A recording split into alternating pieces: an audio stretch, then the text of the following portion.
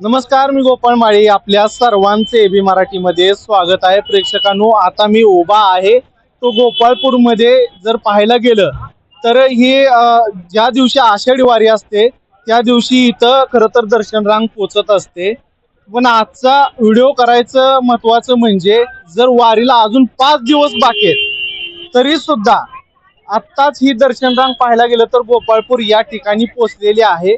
म्हणजे 5 दिवस अजून बाकी असताना याच्या अगोदर 2025 असेल किंवा याच्या अगोदर पाहिलं असेल आपण, तर एकूण अशी या प्रकारची जी आहेत ती 14 पत्राशेड या ठिकाणी होती.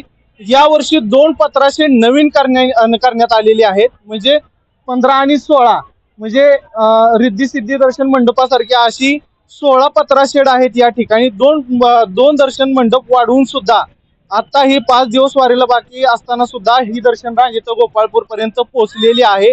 खरं तर अजून 5 दिवस इथं बाकी आहेत आषाढी वारीला. आणि नेमकी अजून काय, किती माणसं येत आहेत, किती वारकरी येत आहेत, किती भाविक येत आहेत विठुरायाच्या दर्शनासाठी हे अद्याप माहीत नाहीये. ज्या काही वारकरी आलेले आहेत या ठिकाणी दर्शन मंडपामध्ये, त्यांच्या काय नेमक्या प्रतिक्रिया आहेत हे आपण त्यांच्याकडून जाणून घेण्याचा प्रयत्न करणार आहोत. हो, नमस्कार. नमस्कार.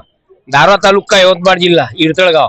हो, नंदकिशोर ज्ञानदेवराव भेंडे, राणा इरतळ तालुका धारवा जिल्हा यवतमाळ. कधी थांबलो दर्शन रांगेत? दर्शन आता 3 वाजता लागलो मी. 3 वाजता. हा, इथून आता 14-15 तास लागते. हो 15 तास लागते. बरोबर आहे ना. आम्ही करणार, दर्शनच करणार. करणार. दर्शन करण्यासाठी झालो आम्ही. 15 घंटे का 16 घंटे लागले तरी दर्शन करणार आहे. दर्शन केल्याशिवाय जाणार नाही. नेहमी नाही. आणि नेहमी प्रमाणे आम्ही दरवर्षी 10 वर्षापासून नेहमी येत असतो. 10 वर्षापासून आम्ही नेहमी 10 येतो. वर्ष. हो 10 वर्ष झाले आमच्या वारीला. म्हणजे 10वी वारी. हो 10वी वारी. चला चला.